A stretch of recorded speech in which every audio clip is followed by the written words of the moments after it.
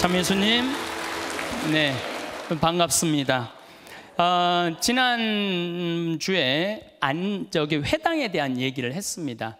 회당은 지금 우리 성당의 기능하고 거의 똑같았는데 재판의 기능이 더 있었고 토론의 기능, 유대인들한테 토론은 그때부터 지금까지도 이어지는 거예요. 가족 간에도 토론을 한다는 거, 가족 간에도. 그 문화가, 그러니까 이 토라, 모세오경의 위력은 제가 보기엔 대단한 것 같아요. 그 힘은. 그래도 우리 천주교 교우들도 성서를 외우는 그런 좋은 성서 구조를 어렸을 때부터 아이들한테 외우게 해주는 부모님이 함께 외운다면은 걔네들은 인생이 완전히 달라질 거예요. 근데 우리는 종교교육을 집에서 안 시키는 거죠. 종교교육을. 그리고 성당에서 주일학교에서 시키라고 그러는데 저는 이제 그런 시대는 끝났다고 생각해요. 우리도 종교교육은 누가 시켜야 돼? 부모가 전해줘야 되는 거, 부모가. 어쨌든 하여튼 카파르나움 회당 옛날의 모습을 복원을 해놓은 거예요. 지금은 다 없어지고 기둥만 남아있는데 베드로의 집에서 회당까지 100걸음이 안 돼요.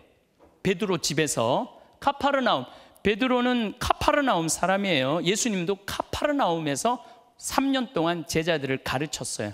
그런데 베드로 집에서 카파르나움 회당까지 100걸음이 안 됐던 이유 중에 하나가 안식일 날은 유대인들은 500걸음, 1000걸음 이상 걸으면 안 됐던 거야. 그러니까 회당은 항상 어디 한가운데 있어서? 동네 한가운데 있어서 1000걸음 이내에 회당이 있었던 거죠.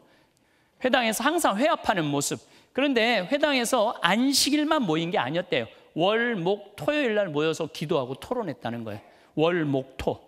월, 목, 토는 왜 모였느냐면 시장이 서는 날, 그러니까 같이 모이는 날 모여서 회합을 하고 토론을 하고 성경 연구를 했던 거죠. 제가 이 유대교의 회당에 대해서 궁금해갖고 좀 인터넷에 찾아봤어요. 그랬더니 역시 디아스포라 공동체의 유대교 회당이 굉장히 많더라고요.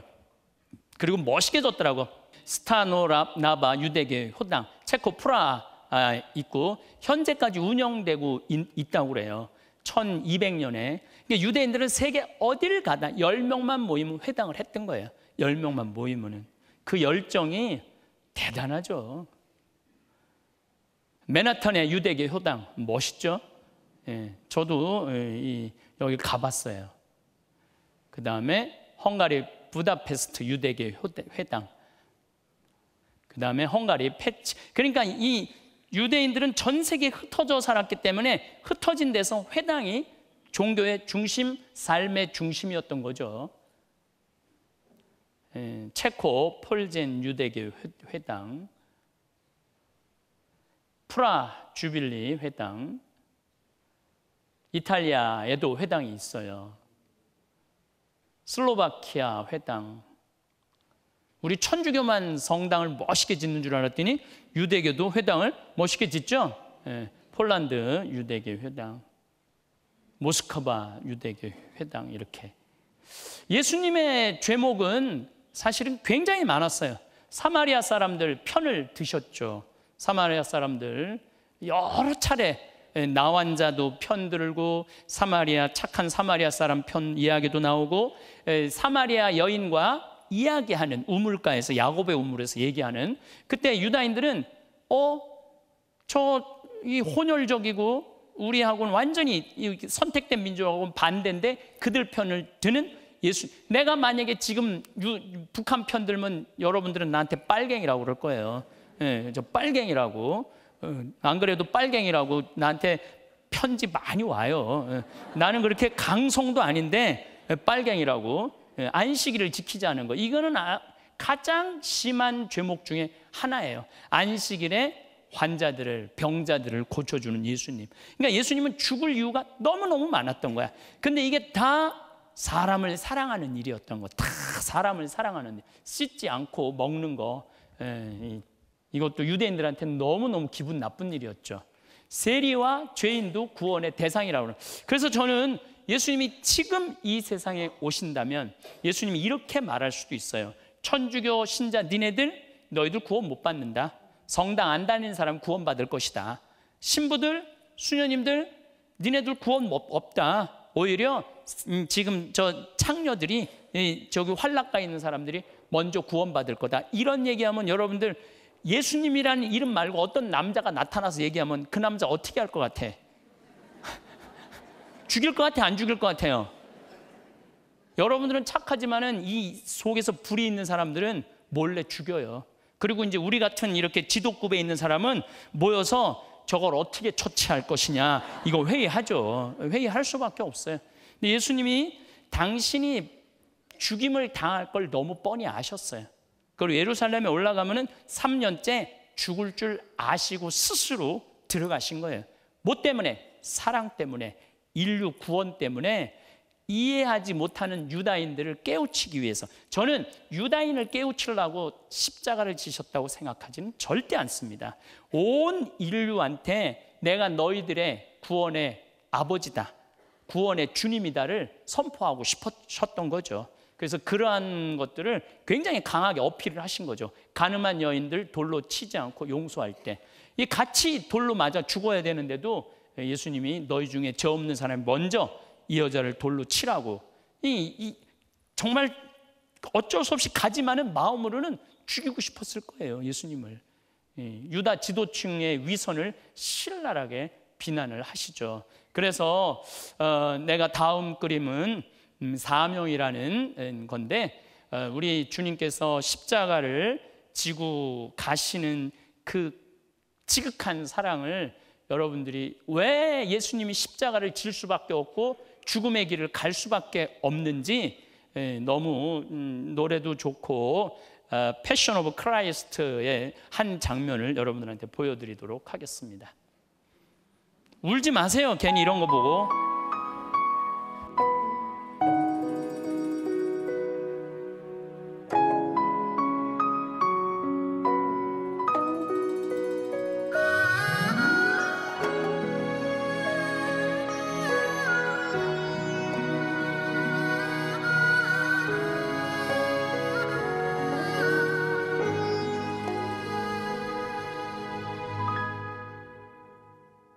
주님이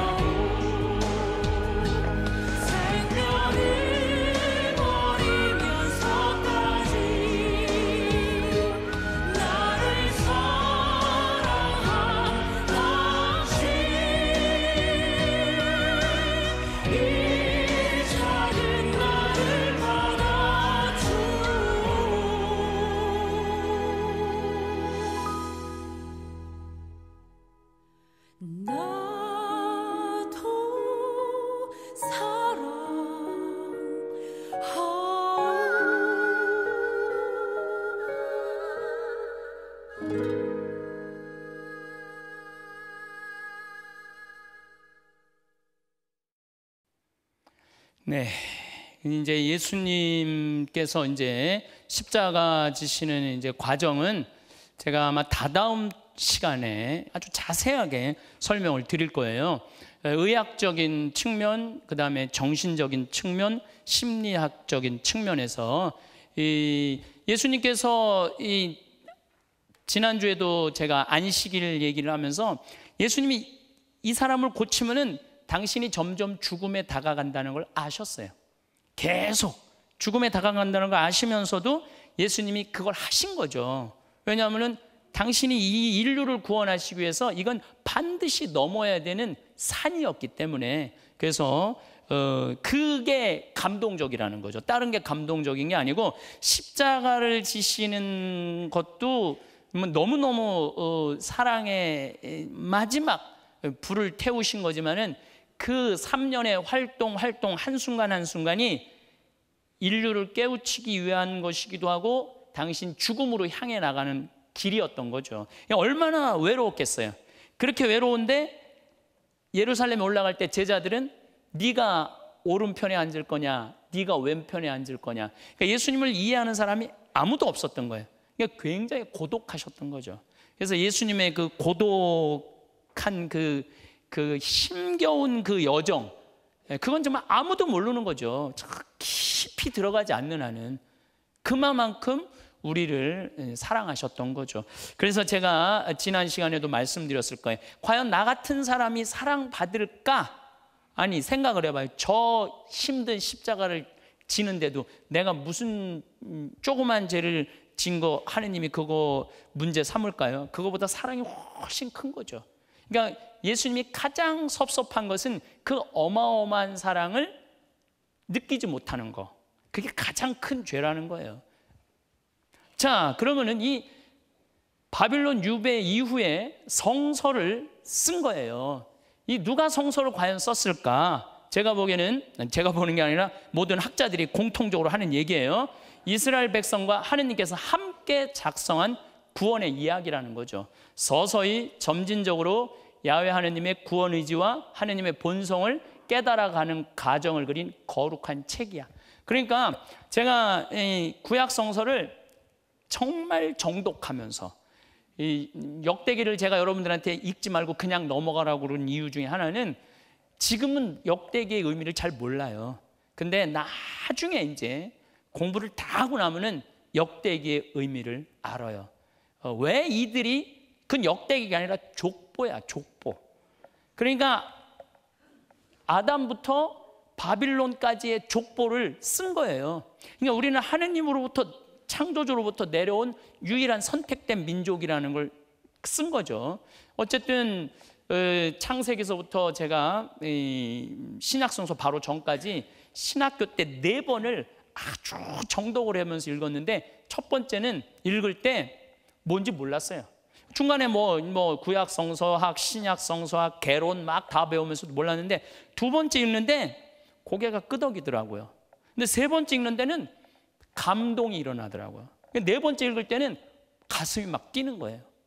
그리고 뭐 이제 지금은 뭐 가르친다고 읽고 뭐 한다고 읽고 읽는데, 그 신학교 때 하루에 1시간씩 성당에서 한 4년을 읽는데 너무너무 행복한 시간이었어요. 근데 요즘은 제가 또 더 행복해요. 요즘 여러분들 가르친다고 성서 공부, 정말 내가 요새 뭐 아주 그냥 눈알이 터지게 공부를 하고 있는데 너무너무 은혜를 많이 받는 거예요. 정말 예수님이 더 많이, 그래서 아는 만큼 보이는 것 같아. 공부도 기도한다고 하느님이 다 느껴지는 게 아니에요. 공부를 많이 하면 할수록 하느님을 많이 느낄 수 있는 거야. 그러니까 성서를 정말 여러분들이 다양한 방면에 공부를 하시면은 은혜를 어마어마하게 받으실 수 있을 겁니다. 구약성서 편집, 완성, 이 구약성서, 이게 여러분들, 이게 히라보예요. 이건 히브리어가 아니에요. 야훼 하느님 신앙이 무너져 내릴 위기에 몰리자 바빌론으로 끌려가면서 야훼 하느님의 신앙이 무너질 위기에 내리자 유배 시기 이후에 모세오경이 최종 편집이 돼요.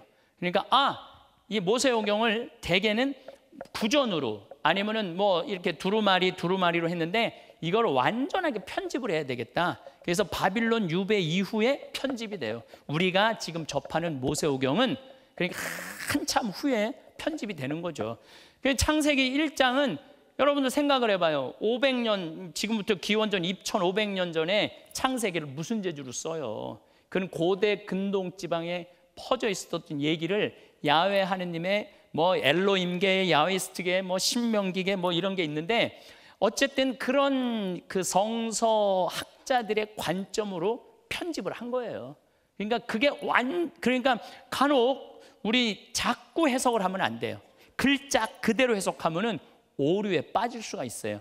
고대 근동 지방의 문화, 그다음에 말씀드렸지만 아시리아, 페르시아, 그다음에 바빌로니아, 이집트, 이 모든 거를 이해를 하고 난 다음에 이해를 해야지 아무것도 공부 안 하고 글자만 공부하다가는 실수할 수 있다는 거죠.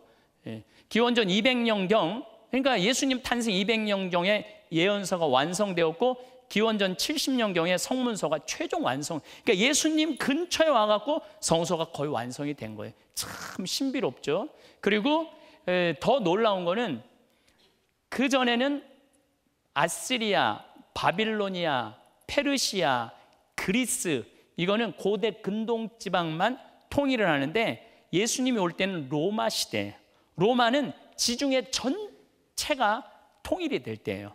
그러니까 전 세계가 통일이 됐을 때 예수님이 딱 나타난 거예요. 그래갖고 그 복음이 전 세계를 향해서 거의 전해졌다고 볼 수 있죠.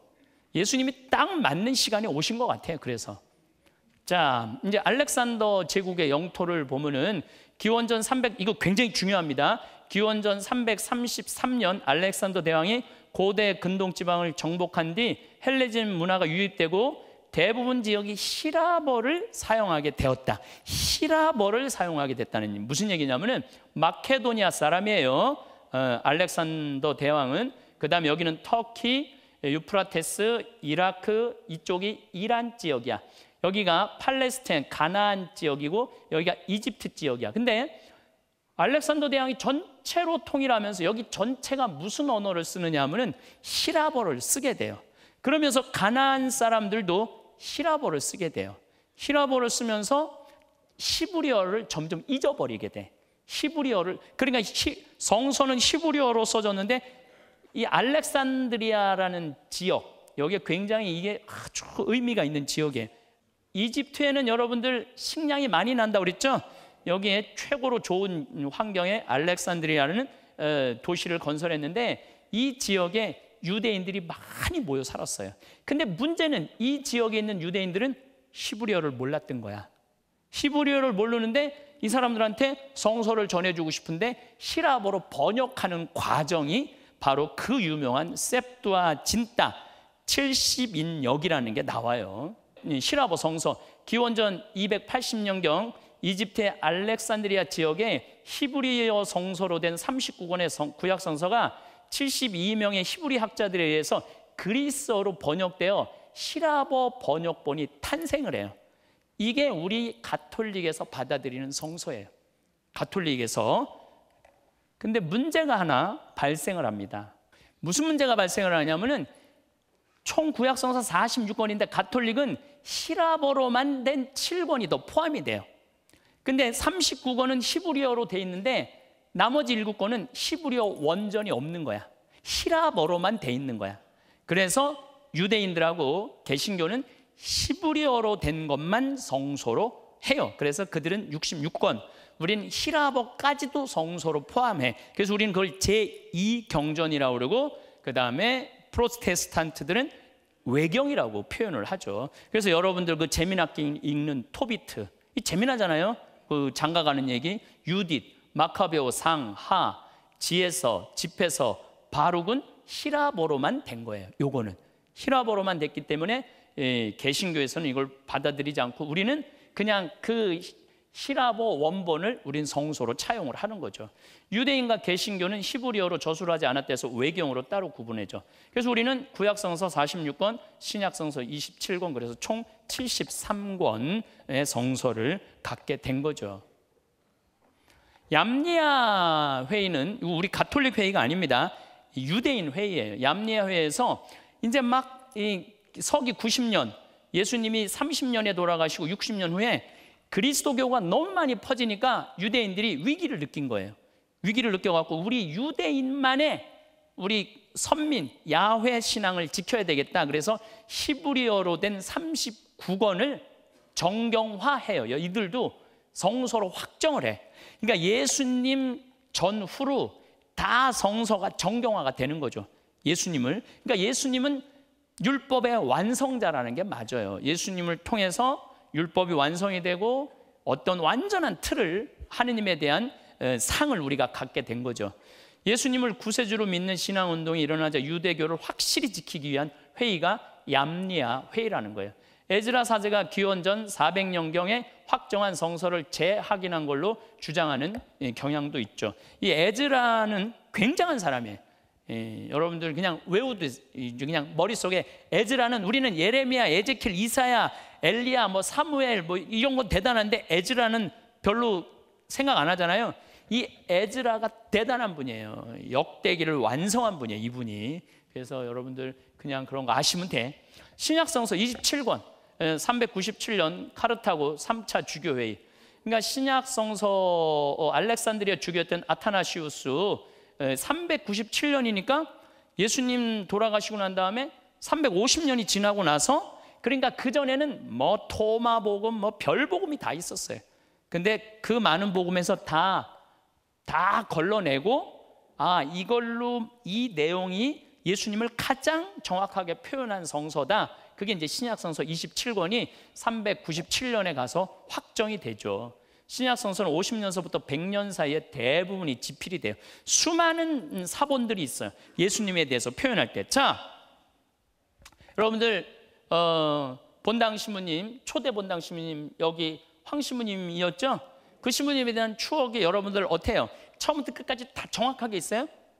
다 띄엄띄엄 있죠? 띄엄띄엄 있는 거를 사람들이 모여갖고 10년 전 그 신부님 참 성당 잘 줬어. 그 신부님 성격 정말로 아주 깔끔해. 때로는 까칠해. 이러잖아요. 그런 것들이 다 모여갖고 그분에 대한 기억이잖아요. 그런데 당시 유대 문화는 한 사람에 대한 기억이, 지금 우리가 책이 있으니까 책으로 됐는데 그들은 구전으로 전해지는 거잖아요. 그러니까 이 구전이 거의 한마디도 안 틀리고 옮겨지는 문화가 아주 잘 돼 있었어요. 그러니까 이런 예수님이 사마리아 여인과 우물가에서 얘기했을 때 제자들이 무슨 얘기를 그렇게 하셨습니까? 내가 이런 얘기를 했다. 그럼 다 외워갖고 그게 탁탁 이렇게 전해지는 거야. 그런 걸 모아갖고 루카가 그런 얘기를 하지. 내가 모아서 썼다 그러잖아요. 모아. 그러니까 그런 줄거리를 잘 잡은, 그래서 50년에서 100년 사이에 예수님에 대한 추억, 예수님의 기적, 그리고 이제 거기에 승천, 부활, 이런 것들은 정말로 영적인 성령의 어떤 작용과 이끄심이 있는 거죠.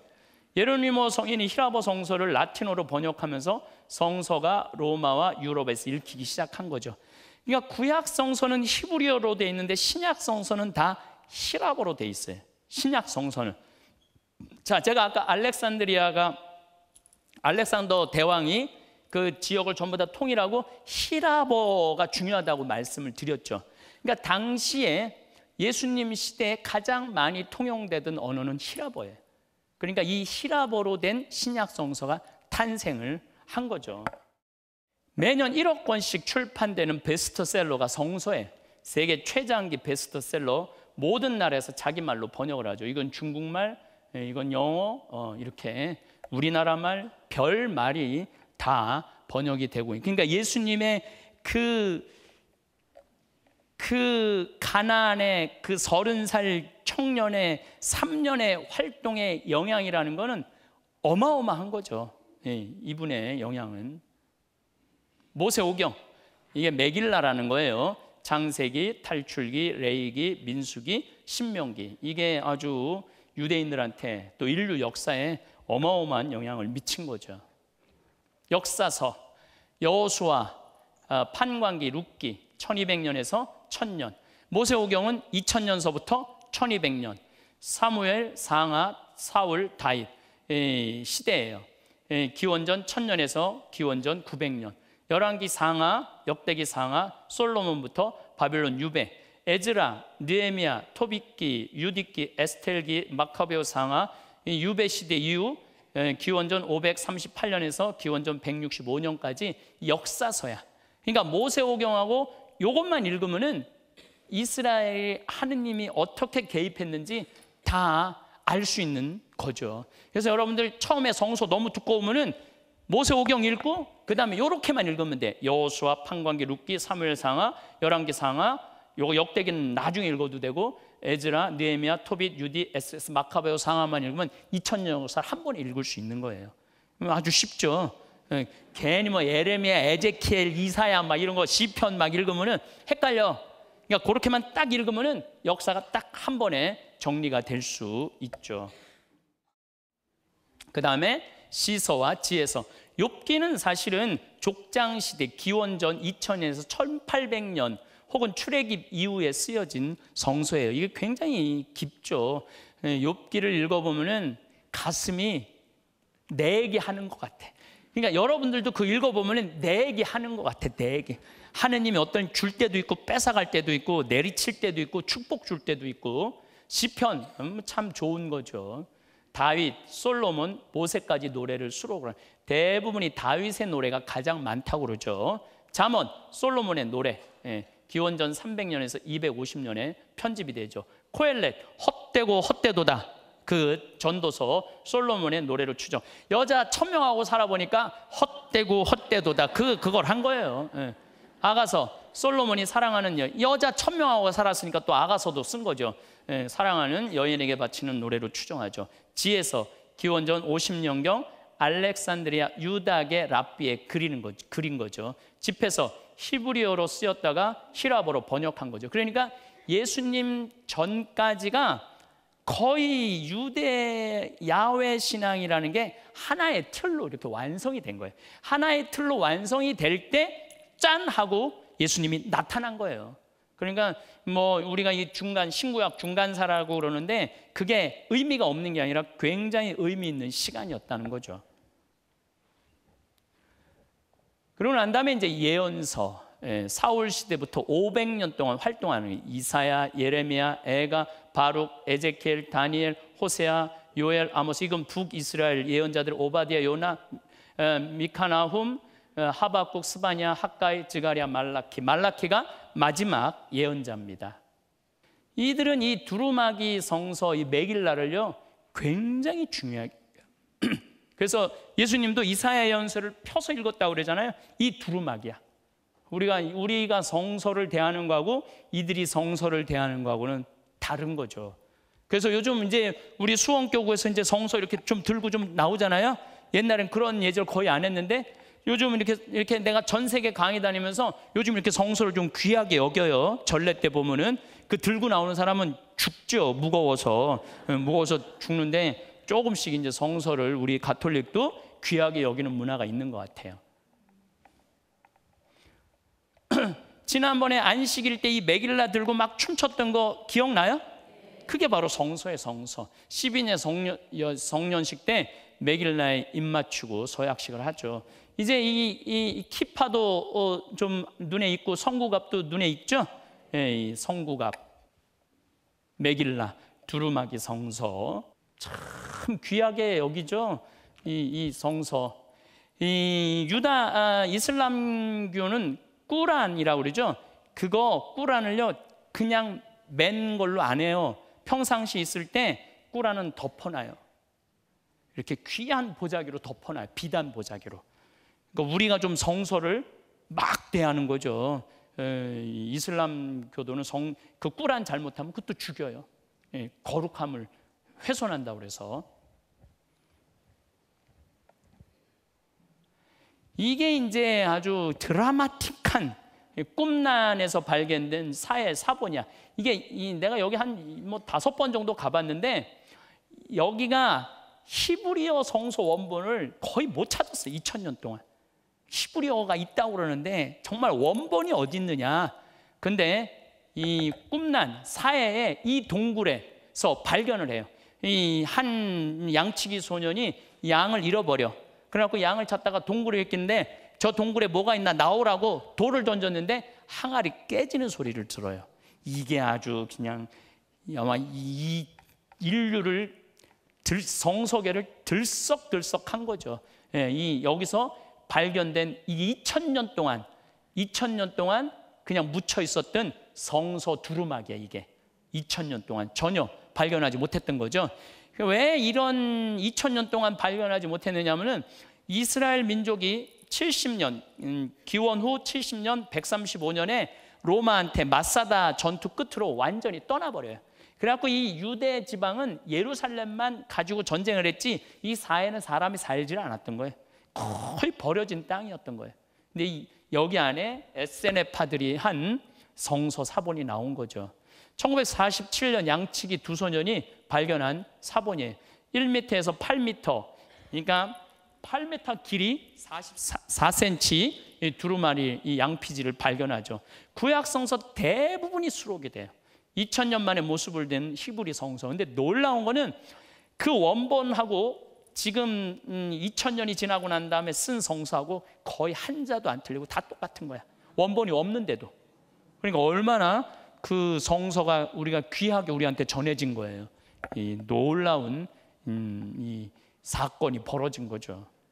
예수님에게서 와서 완성이 된 이루어진 계명이 뭐냐면 하느님 경배. 하느님 경배는 이제 유다인만이 하는 게 아니라 온 인류가 하는 거다.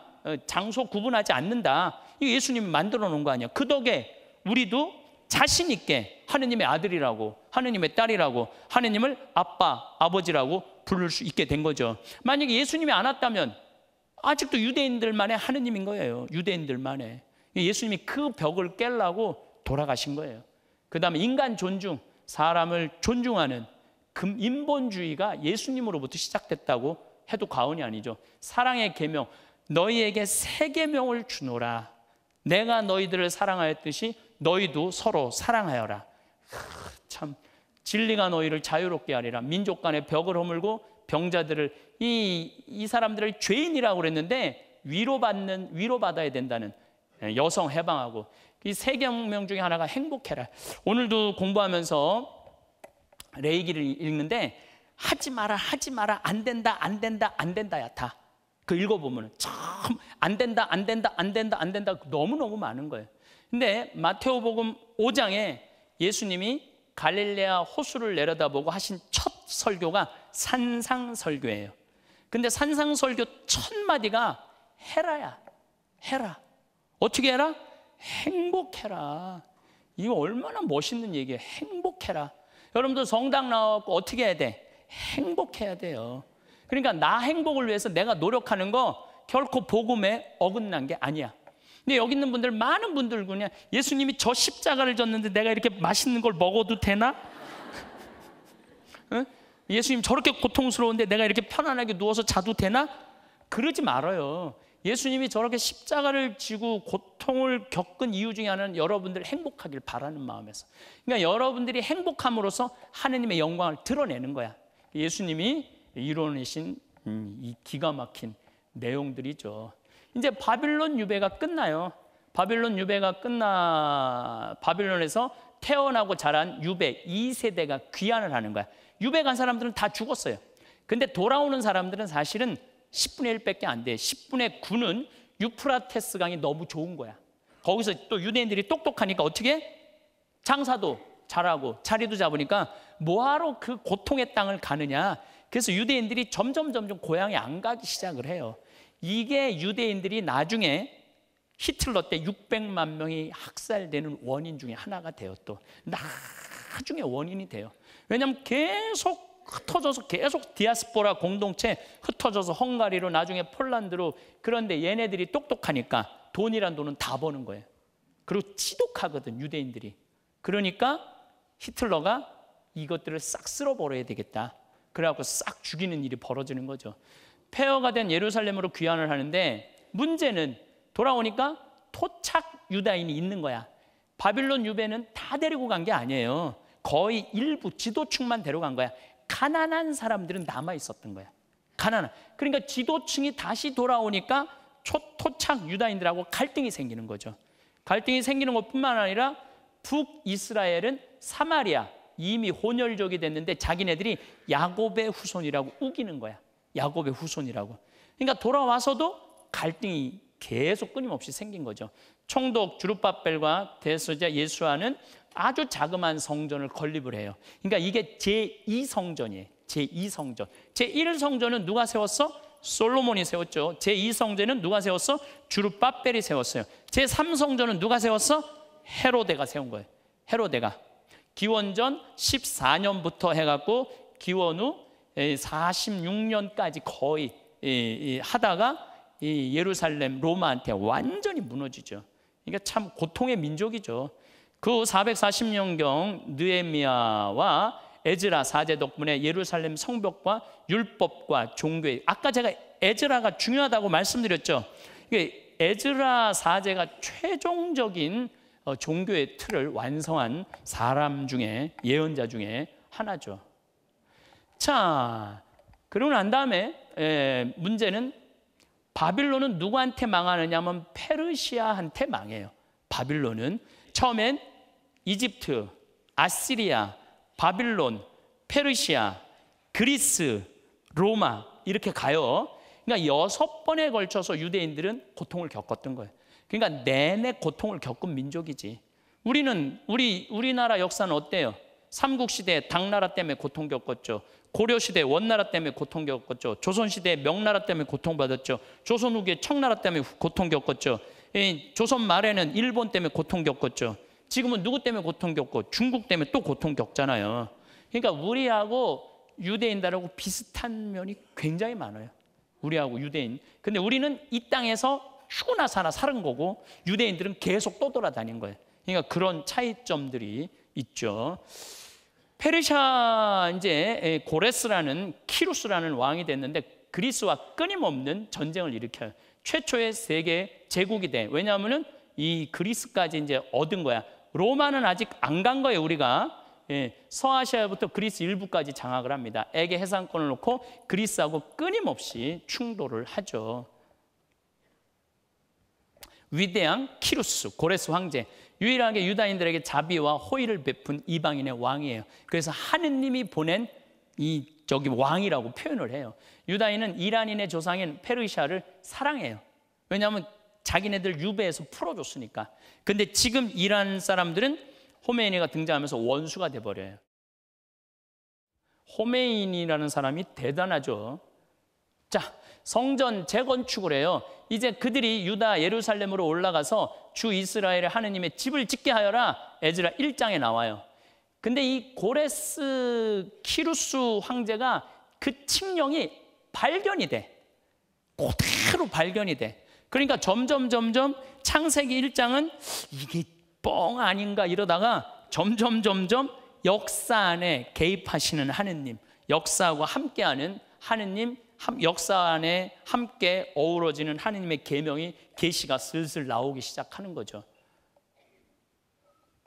제2성전 초락이 이를 데 없어요. 그림은 대단한데 국력도 약했지만 계약의 궤도 사라져버려요. 계약의 궤가 없는 성전은 사실은 의미가 없죠. 200년 동안 국제전쟁이 없어요. 500년에서 300년까지 페르시아가 그리스와 싸우느라 가나안을 등한시해요. 200년 동안 율법학자도 생기고 이제 성소도 정경화하고 아주 여러 가지 일들이 벌어지죠. 이 시기에 근데 참 중요한 일이 벌어져. 소크라테스, 플라톤, 그 다음에 크세르크세스, 영화 300, 스파르타, 공자, 부처 이 시기에 다 등장해. 그러니까 이 시기에 여러분들 뭔가 좀 느낌이 좀 이상하지 않아요? 왜 이상하냐면은 사실은 인류 문명은 지금으로부터 2500년 전에 인류 문명이 문화가 굉장히 융성했어. 근데 유다인들은 지금으로부터 4000년 전. 그러니까 공자님이나 부처님이 나오기 1500년 전에 아브라함은 벌써 야훼 신앙을 시작한 거예요. 그리고 그게 끊임없이 변하지 않고 한 야훼 신앙으로, 그러니까 이건 하느님의 섭리일 수밖에 없다는 거죠. 하느님의 섭리일 수밖에 없는 거예요. 그 아무것도 모르는 그 정신적으로도 이 낮은 사람이 어떻게 이 한 민족을 통해서 변함없이 올 수 있겠어요? 야훼 하느님의 섭리가 정말로 머무르는 거죠. 인류 최고의 문명이 꼽히는 시기임에도 불구하고 유다인들은 벌써 1500년 전에 아브라함, 이삭, 야곱, 모세, 그 다음에 모세 오경이라는 게 생겨난 거죠. 200년 동안 평화를 누리는데 페르시아 제국, 아까도 말씀드렸지만 그리스까지 땅을 차지하죠. 이게 여러분들 이란이에요. 이란, 지금의 이란. 여기가 이라크, 여기가 사우디아라비아. 이 사우디아라비아는 우리가 꼭 생각해야 돼요. 왜냐하면 여기에 메카, 메디나가 있어. 메카, 메디나는 뭐야? 이슬람의 성지예요. 그러니까 이슬람은 어디서 발원이 돼? 사우디아라비아에서 발원이 돼요. 사우디아라비아에서 발원이 돼갖고 나중에 이슬람은 이 전체, 나중에 스페인까지 먹게 돼요. 이슬람이. 알렉산더 대왕이 등장을 합니다. 기원전 330 마케도니아의 왕인데 20살 된 이 친구가요 32살까지 전 세계를 통일을 하죠.